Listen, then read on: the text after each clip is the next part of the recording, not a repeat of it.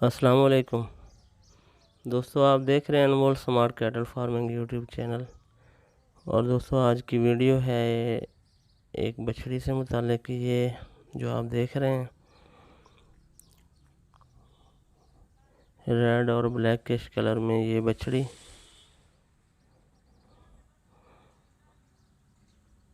इसको हर एंगल से हम आपको दिखा रहे हैं कि कोई चीज़ कोई आपसे छुपी ना रहे।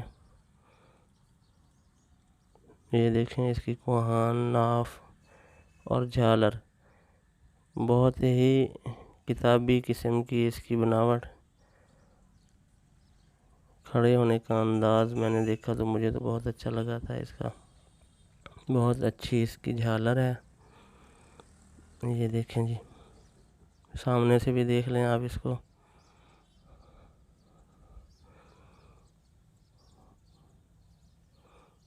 जवान बछड़ी है ये, कमोबेश 3 मन से ज़्यादा ही इसका वज़न है, 3.5 मन गालबन। तो इसकी प्राइस है 85,000। लोकेशन है रहीम यार ख़ान। दिए गए नंबर पे आप रब्ता कर सकते हैं।